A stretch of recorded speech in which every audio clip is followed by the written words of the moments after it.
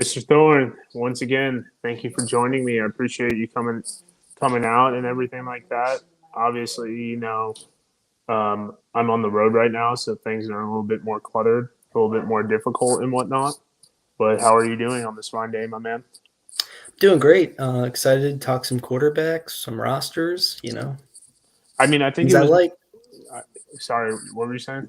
No, I just said it's things I like. So, Yeah, yeah, I mean, I think last do it. year we went we went a little bit like that was kind of like my thing getting into this. I was doing a lot of film breakdown. I was doing a lot of QB analysis and whatnot. And then, I mean, pretty much, breaking everything down and whatnot. Like, I don't know, it was kind of nice to get back into the groove, with work being extremely heavy and everything like that. But right now, I'm just not to sound edgy a little.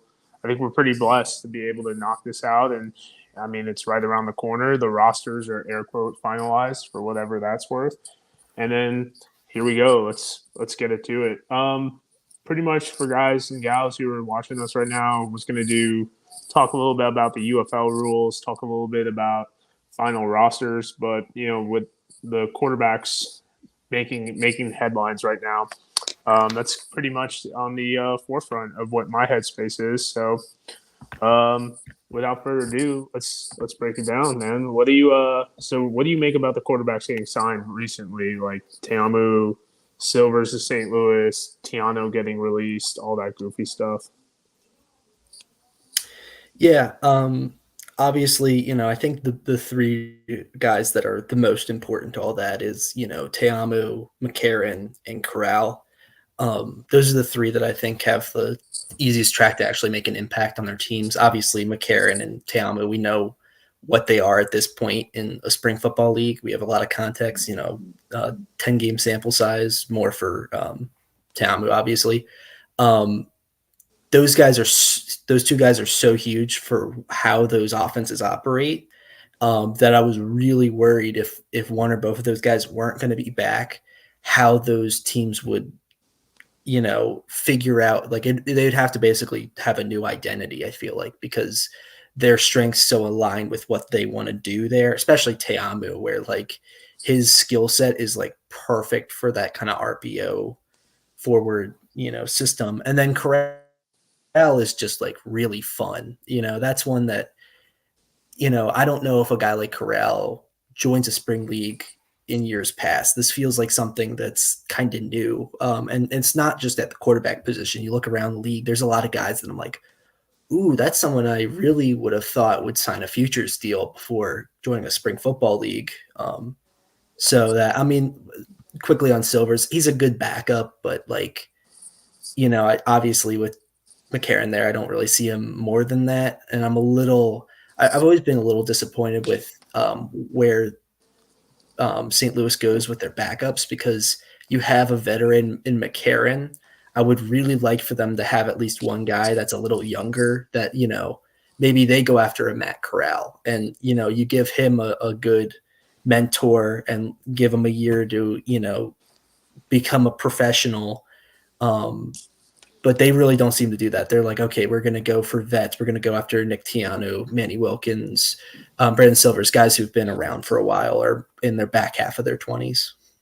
I will say though, like Tiano was air quote more of a rookie in the traditional sense of like I know he had the cup of tea in with the Texans, I believe, and then he had the cup of tea with um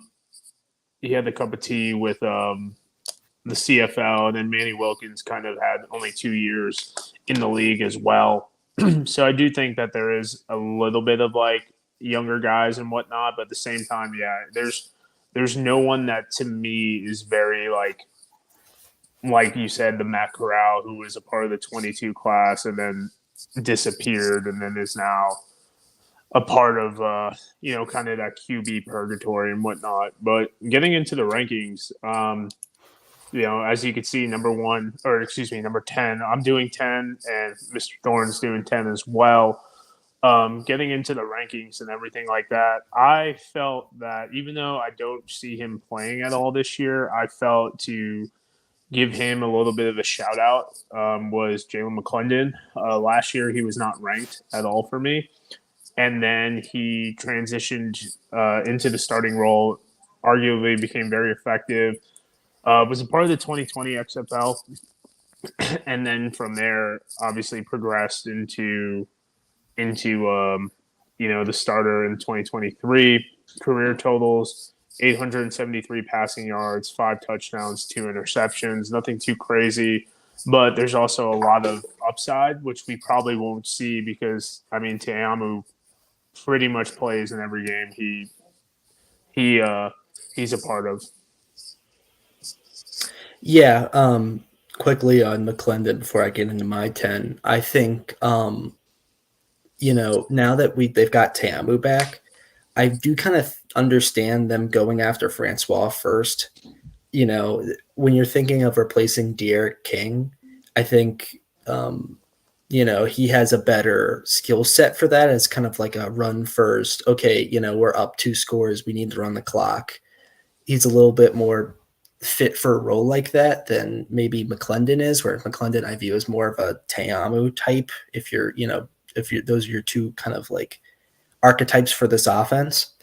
But I really like him. I think he's in a similar tier as my number 10, which transitioning to that is Danny Etling. They're kind of 10 to 15 is a lot of guys that I'm like, either their sample size was really low in the past, or they're new guys that you don't know what to expect, and they could have very high variance where like, oh, they're actually not very good, or they're one of the best quarterbacks in the league. You just kind of don't know with a lot of these guys like Lindsey Scott, guys like Holton Athers. There's a bunch around the league. Adrian Martinez. And I think Etling's in that a little bit. I put him a little higher because he's a little bit more veteran, been on a lot of NFL teams. I kind of wish he would have gone to like a Arlington type team where their starting guy, or maybe St. Louis, where like their starting's a little bit less mobile, and he could come in on some like quarterback run type looks if he doesn't get the starting job. Whereas Perry, who we'll get to, is kind of similar. So I think he's a true backup to Perry, but he's still a guy I'm very intrigued by, and that's why he makes my top 10. Yeah, and I mean, like with a guy like Perry and Etling, essentially it's kind of a 1A 1B situation where like, yeah, is one of them better than the other possibly, but to me, as of it stands on February 18th, they're kind of the same mold to where like the offensive coordinator could feel pretty comfortable about having to plug the other person in. I mean, I think Teamu and McClendon do have a lot of similarities. However, as we've seen, Teamu hasn't really gotten hurt over his time playing in the NFL, playing in these spring leagues and whatnot. And there is something to say about longevity. And there's always that saying, the best ability is availability, which I think Teamu certainly has right now. So kicking down to number 9, it's a respect thing here. I don't think you can have QB rankings without Brandon Silvers. Between the Spring League, AAF, both the 2020, the 2023 of the XFL, and he even had 5 seconds in the Spring League, or excuse me, in the fan-controlled football league, where they posted him getting hit with a clear helmet-to-helmet hit of Cecil Cherry, who's pretty much a meme in my point. But last year, Silvers had him at number 7. This finished the season last year at number 4 for me. This year, I have him at number 9 overall. Over 3,500 passing yards in the regular season, 32 touchdowns and 16 interceptions. If that's your backup QB with that much playing experience, I think you're in a pretty good spot, in my opinion. Yeah, Silvers didn't make my top 10, just like McClendon. But obviously, if you're going to include them, it's having that history there. I mean, dating back to like the Memphis Express in the AAF, where he stood out in a very a quarterback room with a lot of notable names, with like Johnny Manziel, Zach Mettenberger, Christian Hackenberg. But yeah, like I just think I've seen enough of Silvers where I think the upside is a little bit lacking. And I'm also like, I just come from the camp where I'm getting excited for the new guys more than the vets, and we've seen a lot of Silvers, and so that is what it is. My number 9 is Reed Sinnett. I uh, I think he's a guy. He's a little bit higher than that tier I was talking about of unknowns because he did get a little bit of playing time, like half a, I guess it was a half before breaking his foot. And in that half, he looked really good. I was really, you know, especially with that San Antonio team that was lacking a lot of talent, especially on the offensive line. He kind of was reminiscent of some of these quarterbacks that I really like in these leagues, like a Taylor Heineke or PJ Walker. And I'm not saying he was as good as those, but with the mobility, making plays, kind of running around trying to make things happen. But the sample size is just a little too low for me to put him any higher than that. I think people are sleeping on him a little bit. I think he's a guy that, like, if I'm picking one right now in Houston, I pick him. Uh, Jarrett Garantano is going to obviously probably be the competing there. Nolan Henderson's there too, but I really like Reed Sinnett.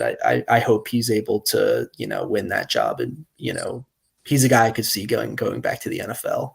I mean, he had the cup of tea. He was there in the preseason as well. Reed Sinnett, that was with the Bengals, and came onto the practice squad for a little bit. So he was one of the XFL's 68, 69 signings and whatnot. For me, with Silvers, obviously he's very comfortable in that AJ Smith offense and whatnot. You have a coordinator like Bruce Gradkowski who has, the McVay, McFleur, Shanahan type vibes and whatnot. That's an offense I could see him very, very much like flourishing in. As far as Brandon Silvers, if AJ goes down, obviously AJ played 9 games last year and did pretty well. I am looking forward to seeing the chemistry in that room because obviously they train together, him and AJ. They work together, both Alabama guys. And, Brandon seems pretty content in just being in the league. And he's a guy I'd love to just sit down, have a drink with, and really see what his headspace is as far as everything going on with that front. So that was my number 9. Moving on to my number 8, I selected EJ Perry. I believe he is a starter going into into 2024 due to his comfortability and everything like that in the Michigan Panthers offense. He really came on in that playoff game. He really showed a lot of moxie in that win and get in game with his rushing ability and everything like that. So I put Perry there. Could Etling come along and could Etling crush it? Yeah, 100%. That's very realistic that can happen. But once again, on February 18th, I got my guy EJ Perry, leading the fight and moving forward. Yeah, I won't say too much about Perry because he's coming up a little bit later for me. But yeah, I feel a lot of the same things for sure. So quick to note about Perry, played it in his regular season stats, 121, 0 touchdowns, 0 picks. But in that playoff game, I believe he totaled over almost 400 yards and then transitioned into several touchdowns and really was a coming out party for Marcus Sims as well, who could play a bigger role in the 2024 season. Yeah. Oh wait, I got to do my 8. Okay. Yeah, no spoilers. So my number 8 is Jamar. And I want to clarify something because there was some disagreements I was getting on Twitter today about it all. I said I've been doing 50-man roster predictions, and in it I said that he was a perfect third quarterback for that room, but I don't necessarily view him as the QB3 there. I just think that with Adrian Martinez and Matt Corral, their upside is very intriguing to me. But Jamar is like the perfect like Dalton Lyon quarterback in a spring football context for me, where you can absolutely win with a Jamar Smith.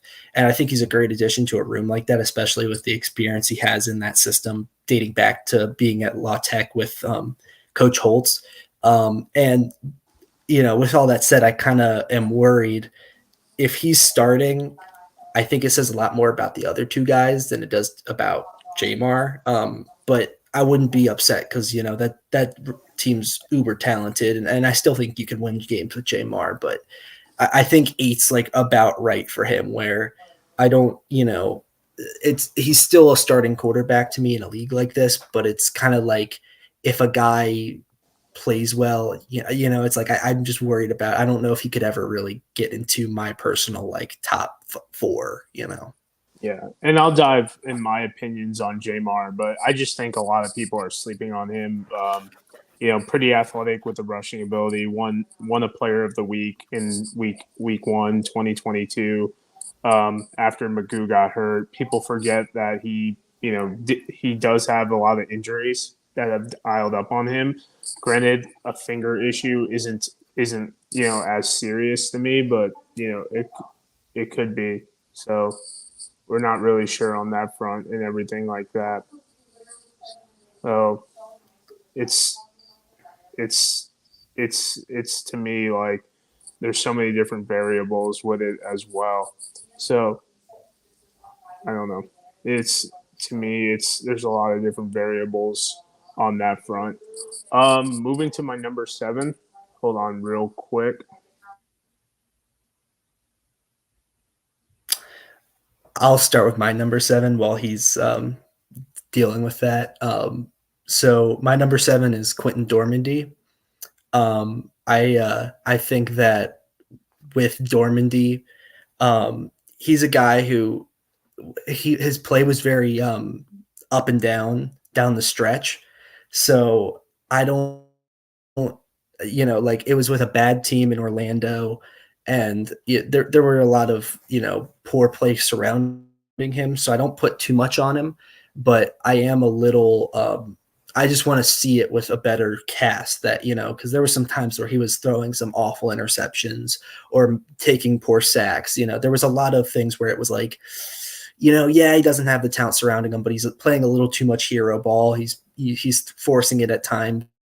So I still view him, at this point we're all talking about starting quarterbacks, but when you're splitting hairs like that, I just want to see a little bit more consistency from a Dormandy. But if you get that with the weapons they have, it would not shock me if he plays well enough where he's getting on NFL radars this time around. Yeah, and Dormandy did have some looks. I think he had 2 mini camp workouts and whatnot. And for a guy that really was out of the loop to come back in, I find it extremely, I find it extremely validating for the league that like a guy like Dormandy is probably going to get another shot. Is probably going to be able to continue to progress his NFL career and whatnot, and continue to progress on with that. As you can see on my screen, my number 7 um, was Reed Sinnett. I'm high on Sinnett. Last year I had him at number 9. I think I ranked him above Jack Cohn. He ended at 17 for me because there was 22 guys that threw a pass in 2020 in 2023, and obviously he's an injury. He, fresh off the practice squad for a little bit with the Bengals and whatnot, comes in at 7. Last year went 97 yards, 1 touchdown, 1 pick. I pulled up his preseason stats as well. He's played in 7 games, thrown over 700 yards, 6 touchdowns, 2 interceptions. Has made some highlight reels. Kind of got a lot of looks after the Devin Allen comeback win when he threw it to the track star and whatnot. Sinnett to me is just a guy I need to see for 10 games. I think he's kind of been on that fringe for so long in these leagues that at some point it's going to be, for lack of a better term, poop or get off the pot and everything like that. So I wouldn't be surprised when we have this conversation at the end of the year that it's a completely different like tone that I'm singing and whatnot. I think with some of those weapons around and a little bit of a upgrade at the receiving core that they could get a lot better. But that's really, for me, it's we've seen him play in an actual game. We've seen him play in the preseason. There's NFL talent there. He only really started 1 year in college. Let's kind of make this happen right now with my man Reed Sinnett. Yeah, I fully agree. Watch out for Kirk Merritt. They both played in the preseason together. He's a guy I don't see talked about a lot, but I could totally see him being the top target for Houston this year, even though they're going to be a little bit more of a run heavy scheme with Mark Thompson and that offensive line they invested in. Yeah, and I mean, you got a plethora of tight ends. So like we've talked about before, a lot of 12 personnel doing some rollouts and whatnot, dumping a lot of hitting guys in the flats, easy throws. So we could see that a little bit of an inflated whatchamacallit, inflated completion percentage. So going down my number 6, I picked Dormandy. First off, the fact that he's still playing, like we talked about, um, really high up on, in my opinion, just because of all the adversity between him and DeAndre Francois and everything like that. So I'm really pumped about him. He threw for over 1,500 yards last year, 10 touchdowns, 5 interceptions, added 4 on the ground. A lot of flux, a lot of lack of continuity in Orlando last year. With him and AJ Smith, really pumped about what we could see from them in 2024, in my opinion. Yeah, certainly the surrounding cast for him is going to be significantly better than in Orlando. This is a thing where I think Dormandy is going to, we have him in a very similar spot but I think the variance on him, depending on how the season goes, is going to be drastic to the point where, maybe Chase Garbers is the guy instead of Dormandy coming out the gate. We don't really know. It's a brand new room for, that staff. So it'll be interesting to see how that shakes out. But he could also win the job and play really well and be in that top tier of quarterbacks. He's a guy that I think the situation, it will know very quickly if he's, if the situation was holding him back or if he was, if he's just not a starting spring football quarterback. It'll be very fascinating to watch for me. Oh, 100%. But like, we talk about it in nauseum. It's the opportunity. And right now, for him to have the opportunity to continue to progress, like that's a guy that, like you said, could boom or bust real high, in my opinion. And honestly, really glad to see him have the opportunity and whatnot as well. Yeah. So my number 6, we'll get into real quick. You already talked about him a lot, but EJ Perry, that's another guy kind of like, Dormandy and Sinnott, where sample size is something I'm really looking at. His sample size was really small, but I really liked what I saw. And the big thing for me is like the deep ball, which is something that I feel like, especially spring football quarterbacks, can really struggle with. And the top guys are really good at is, being able to throw an accurate deep ball and make big plays out of nowhere on those sorts of plays. And EJ Perry showed a lot of that. He has an absolute cannon. He's mobile. He gets an actual off season this time. He was brought in like week probably like 6 or 7, and then like had 2 weeks with the team, and then before he started, so things were a little rough to start out. He was still basically learning the system. So you saw with the 2 games, by the end of the second game, he was a worlds better than he was when he started out with that first game. So he's a guy that I think could like continue on that path and be even better and really get into this top tier. Or we might have seen the absolute height of EJ Perry and maybe some of those weaknesses once defenses kind of know what he is and what he isn't, gets exploited a little bit more. But for right now, he's in this kind of group of guys that I'm like, the upside's certainly there for, and I think he should be a starter. And I think a lot of these air quote back tier quarterbacks, there is upside right there and everything going on. Something to talk about with Perry and everything like that is new offensive coordinator, but with the full off season and whatnot, how much does that really matter? So we could see some transitional issues, but overall, I think that both Dormandy and because in my opinion, I think we know what Teamu is going to do.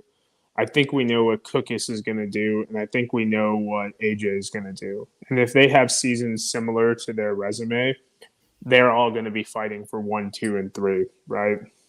It's really who's going to be our 4 and 5 that really, I think, kind of gets a little bit murky, right? Now, if EJ has playoff esque, like I thought Alex Magoo was good last year. I had him at number 5 going into the season, even though I knew he was going to be a backup. So it's like, who's going to really pop and become that guy next year? That's really the question. Who's going to fill that 3 or 4 role, especially with Fred Keiss has figured out how to use Teamu, because those first 2 games were not good. And once they got comfortable, that offense really took off for me.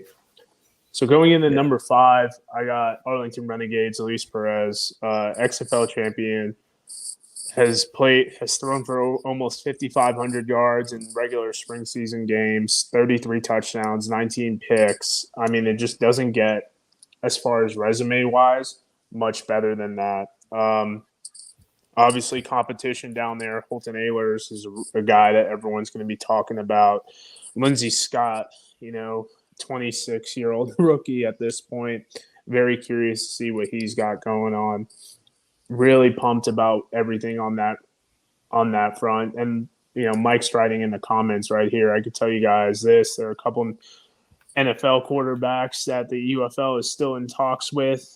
Will they take the plunge? I don't know. It could be kind of mid-season signings and whatnot as well. So, but Luis Perez to me solidifies himself in the number 5 spot. Extremely limited on the arm strength. You can see it a lot when the ball's coming out, especially on those out routes to the boundary sideline and whatnot, or the field sideline, that it doesn't really have that zip. But the guy is smart. He understands what's going on, and he understands the metrics of everything, and he's adaptable, and that's the biggest thing right now. Yeah, just to comment real quick before I get into my number 5 about what Mike was saying. 2 guys that, and this is not what Mike, these are not necessarily the guys that Mike's talking about, but there's 2 guys that I've been really keeping an eye on that didn't get futures deals that I've been thinking like could really end up in this league. And they both would have probably been on this top 10 for me in Kellen Mond and Trace McSorley. Both those guys are free agents right now. I think they both could be really good spring football quarterbacks. So if one of those guys ends up signing to a team this week, obviously, I think 3 of the 8 teams have their 75 at this point. So Yeah. and they can't cut guys anymore, to my knowledge. So we know they won't be going to Birmingham, DC, or Michigan, but those would be guys I'd be very fascinated to see in this league. But with that being said, my number 5 couldn't be any further from a Luis Perez. It's Matt Corral. Kind of the opposite, where this one was one where it was like I know the talent is so there that I couldn't get myself to put him any lower. But he could easily be 20. He could easily be 1. I really, you just don't know what you're getting out of him. After kind of falling out of the league really quickly. But when you look at it, okay, he was a 3rd-round pick, which the Panthers, their front office has made some questionable decisions in their Matt Rule, but they did trade multiple picks to go up in the 3rd round to get this guy. They wanted this guy badly. And so with that, it's like, okay, this is like a kind of quarterback that you don't really see at this level that often. And, okay, year 1, he breaks his foot, so he just barely plays. He wasn't great in the preseason, but he, never really got an opportunity to play there. Gets cut because it's a new regime in Carolina, goes to New England, and then leaves for personal reasons, like almost immediately. If I don't even know if he reported it. I don't know that off the top of my head, but he was not. Yeah. He was barely there, if he was at all. So it's a guy that's like, okay, this guy is not your typical, Paxton Lynch, where it's like, okay, well, this guy had high draft resume, but he's been bouncing around the NFL and can't seem to stick. It's this guy feels like he's barely gotten a shot at all in the NFL. So, yes, he has issues, and he was a raw prospect, and there's a reason he was a 3rd-round pick. He's not a perfect quarterback, but 25 years old, coming into a league like this, the sky's the limit. And he's probably, if I'm picking one guy that I'm dying to see this spring, it's him. I really hope he's able to go into Birmingham and win that starting job, because especially with that surrounding talent. He's a guy that I think could be special in a spring football league and really elevate even further the kind of players that a league like this can, attract. Yeah, and the overarching thing for Matt Corral, in my opinion, is that I hope he gets his mind right, and I hope he kind of pushes a lot of those demons aside. I do see them going into the regular season with Jamar, Adrian Martinez, and Matt Corral. I think Jalen Morton's kind of pushed off on that front a little bit, but at the same side, like I'm Team Jamar until it's not. If Corral has his mind right, I definitely see talent. I do think he might be the most talented guy on the roster, but there's a lot more than being able to throw the football. Obviously, there's a lot of different other factors in this and whatnot as well. So, I mean, Mike's talking in the chat about a lot of different players, not passing physicals, not showing up to camp. I mean, that happened last year as well. Fair. So there's so many different factors of, I mean, it sounds good to go play football, but then when you actually have to show up, do you actually want to go play football? So that's something that, in my opinion, probably isn't going to get talked a lot until February 25th, 26th, when Monday rolls around and the waiver wire gets a little bit goofy. We talked about him enough, but at this point, this is my number 4 going into 2024. Jamar Smith. Last year I had him at 2. He obviously got hurt.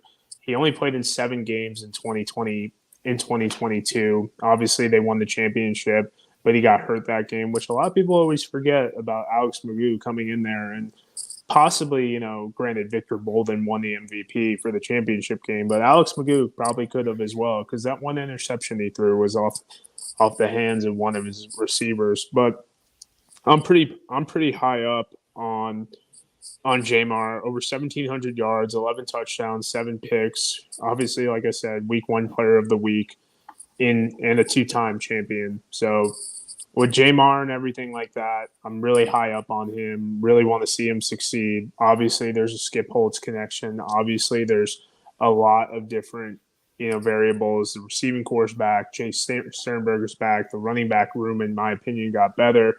Recently released Zaquandre White, so that tells me a little bit what they think about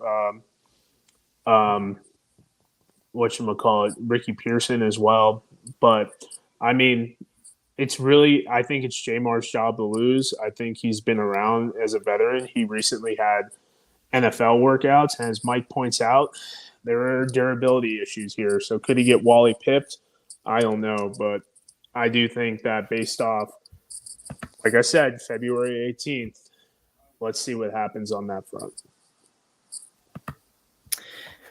First, to talk about Jamar, I think my big takeaway, if you're going to be optimistic about Jamar, you're going to say that small amount that we saw in 2023 was really good. The deep ball to Austin Watkins, he looked like a changed quarterback and then got hurt like immediately. So if very small sample size, and in 2022, I didn't think he really showed that upside. If he can get that and be consistent at that level, yeah, he could absolutely be in this top 4 and talking about in that top tier quarterbacks. Whether he will or won't will be a very fascinating story at the beginning of the season. I also want to, before I get into my 4, shout out to John Lewis in the chat. Someone has to speak up for Paxton Lynch. So I'm glad you're willing to fall on that sword. But me too, number me 4, too, man. Me too, man. I'm all about that. Paxton Lynch, dude. He was really good in that one game for Michigan year 1. But anyway, my number 4 is Luis Perez. You talked about him a lot. Longevity, obviously, is he's spring football king. Whatever you want to crown him as, he's done more in spring football than anyone else, and he's just a really solid quarterback. It feels like every time we see him, he's better than he was before. He's kind of had like just a slow trajectory where, like with the Birmingham Iron, he was kind of rough. looked better in for the Guardians, New York Guardians in the XFL, looked better for the Generals, looked better for Renegades more than the Vipers last year. But, you know, as he's getting older, there's the question of, okay, is he coming to the end? It looks like at this point he's not going to ever really get that true NFL opportunity. He's gotten some stints with the Rams, but they haven't really been great opportunities where he's getting cut early in camp. But as far as like a spring football goes, he's just the most solid quarterback you can get. He showed some really high level play down the stretch, and he was a huge reason why Arlington doesn't win that championship last year without him. So, he has to be in this kind of upper tier of quarterbacks until some of these more green quarterbacks prove them otherwise. Yeah, and to piggyback off Perez a little bit, it's funny, through not only for his play with the Renegades, but in that week 1 game, he threw 5 touchdowns. 2 of them went to the defense, which ultimately is why the Renegades win that game. So then they go from 3-7 to 4-6. I don't remember the tiebreaker for the Brahmas in them, but I mean, yeah, technically he won it both times, but I mean, won it from both sides of the field for the Renegades. I mean, Mike brings up a point as well with Jamar, and I agree. If he stays healthy, his job to lose. I mean, like I said, he had some NFL interest, but on the flip side, like, he's kind of getting a little bit older and everything like that. But I think he stays healthy. He puts another solid season. Hopefully some of this financial stuff works out to where these guys are making more money, and then, Jamar has a job for the next 10 years of his life, and we can kind of push on from there. It's, in my opinion, I wish nothing but the best for Jamar. I hope he really does succeed in everything like that.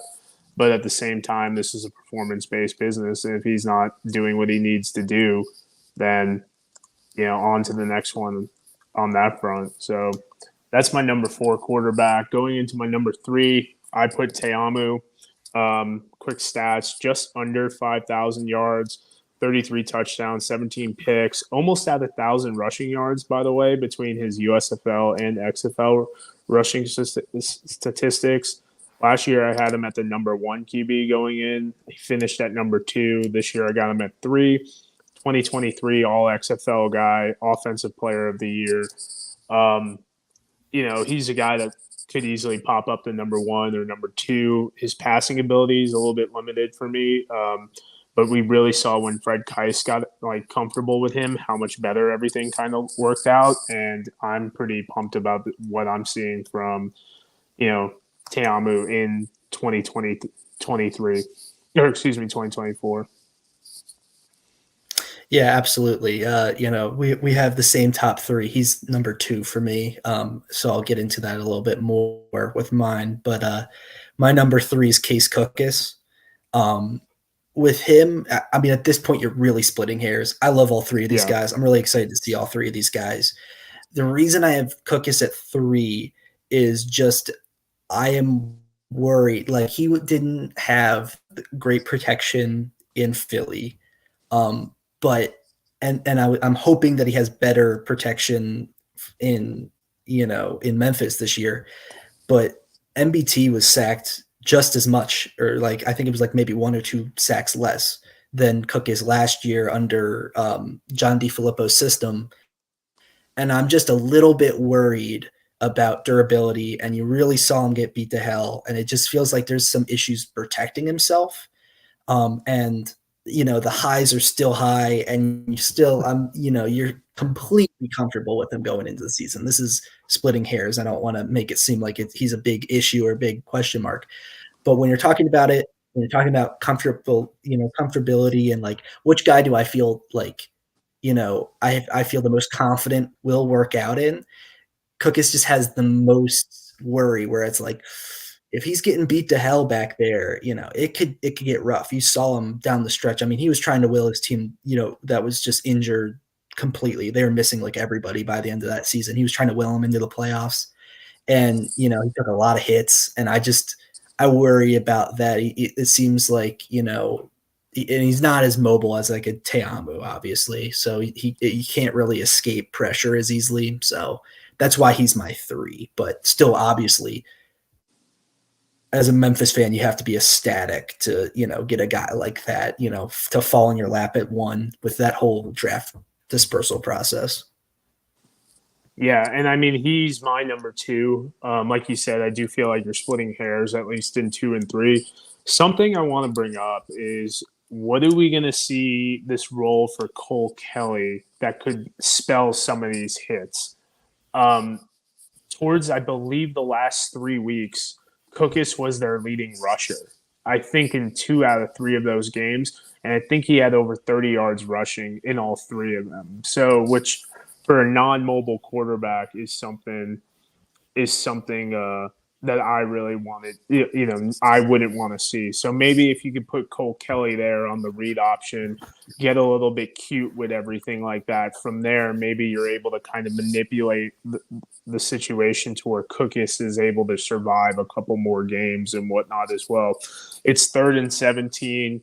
You're down by 10. It's the second quarter. Maybe run a QB draw with Kelly and see if you can move those chains and whatnot. And as well as screen, really spell Cookus a little bit. But over the last 2 years, he has been statistically one of the best quarterbacks in this league. He's thrown for 3,600 yards in the regular season, 27 touchdowns, 14 picks, won the Week 8 Player of the Year in 2022. That offensive line was so terrible for him that to see him actually be able to possibly have 4 seconds to throw could really blow this team up. And with their receiving core, their tight ends, and the pretty good defense, really the sky's the limit, in my opinion, on what's going on with Case Cookus. So I'm extremely excited for that. Obviously, you talked about Teamu at the number 2. I talked about him at number 3. The good discussion in the chat. Do you see McClendon being the QB2? And you talk about Francois being used like that De'Aaron King, but I'm not as high on Francois as others. I don't think he's as mobile as people talk about him to be.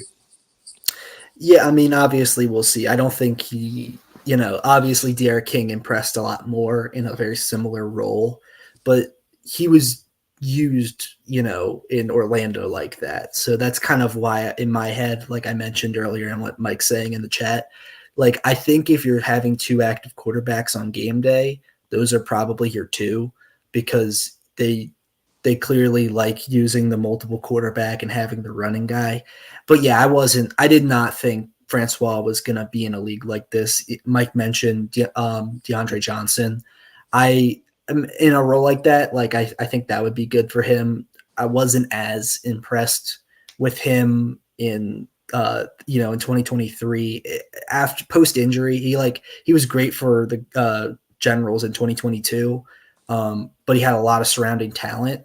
And after the injury, he just didn't look as dynamic, and he lost some of those weapons and Kevontae Turpin. So just in general, I'm not as high on him as others. He's also starting to get up there in years. I think he's probably like 28, I'd guess, off the top of my head. Yeah.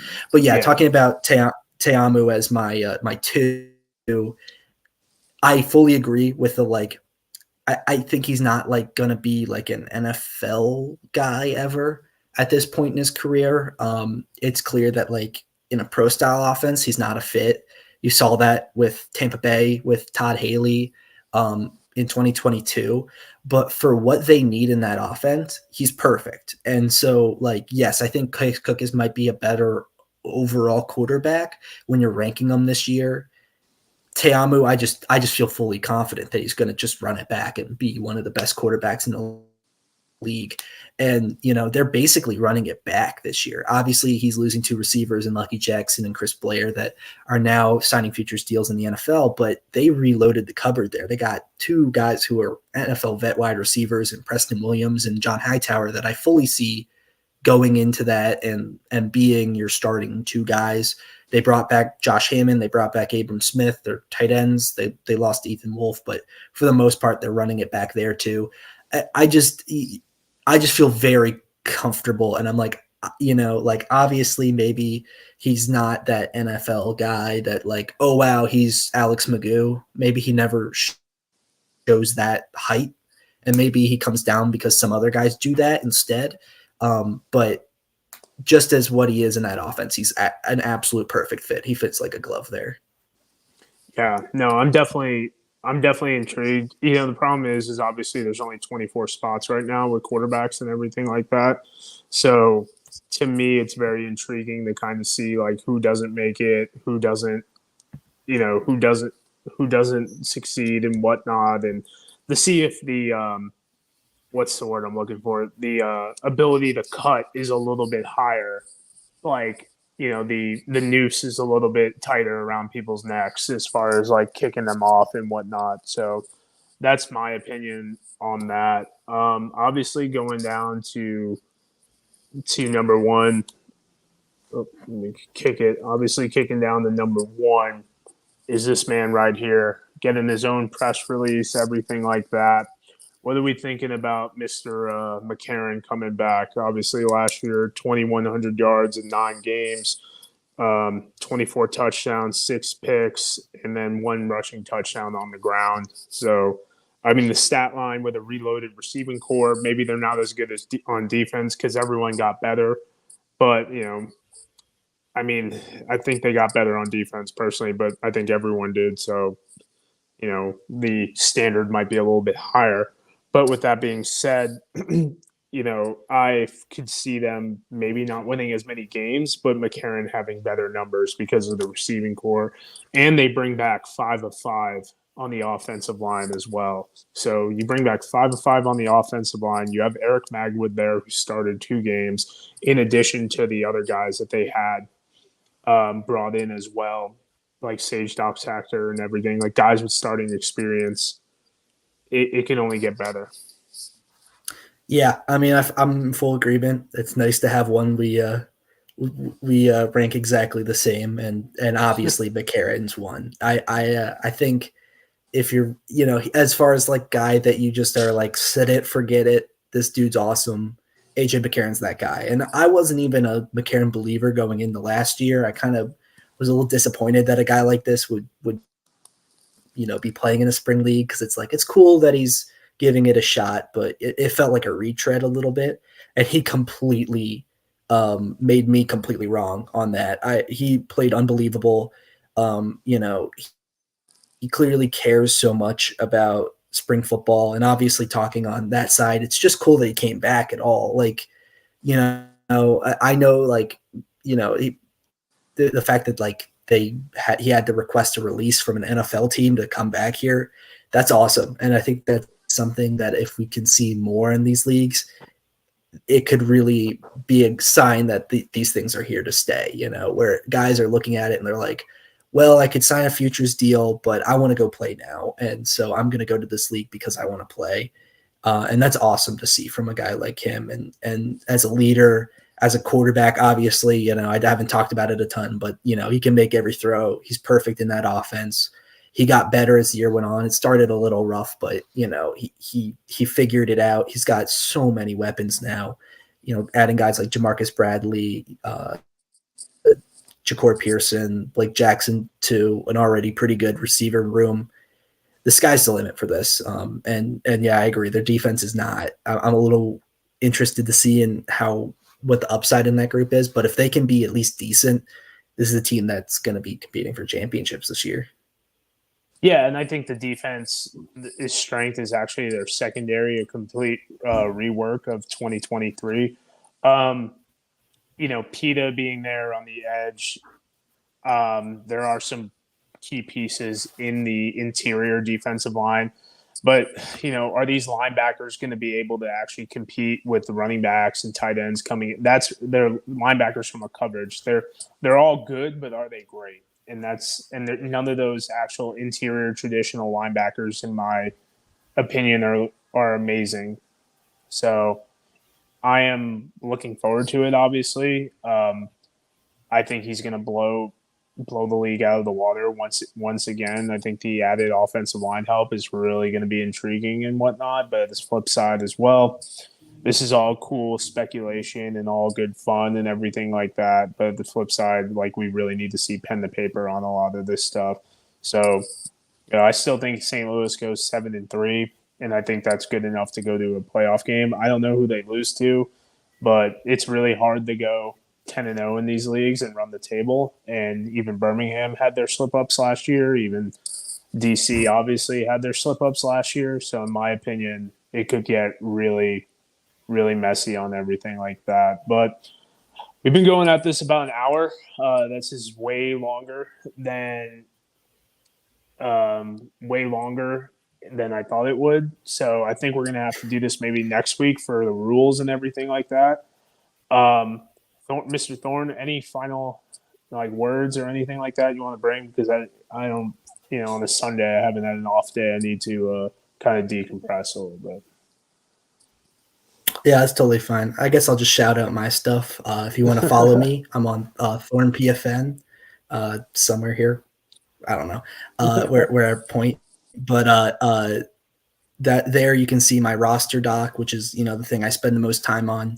You'll also see me retweet all my articles and stuff I'm doing right now. I'm going through doing a 50-man roster prediction from each team. Birmingham stirred up a lot of people on Twitter, a lot of people in my mentions for that one, which is fun. Today I'm not doing one. Tomorrow I'll do Michigan. Hopefully, some other teams will start to fill up and I can do them as the week goes on. But yeah, so that's what I got going on these days. And that's kind of all I got to say. And Thorn dropped a Twitter handle. People are intrigued. Yeah, about that. Thorn PFN. It's right here underneath my name, wherever to point. There we go. But thanks, guys. Appreciate everyone checking in. This is probably what we're going to do for our QB rankings that I did last year. A lot easier, a lot more fun, a lot more engagement. Probably do the slides and everything like that since they're already pre-made now. So it makes my life a lot easier. And I appreciate everyone checking in. If you're new, obviously like and subscribe. We're pretty close to that 1,000 threshold mark. And then from there, we'll continue to progress. And, I got some interviews when I'm back in town lined up, and we'll see what happens. But, guys, thank you so much. I appreciate everyone checking in, and enjoy your Sunday, everyone.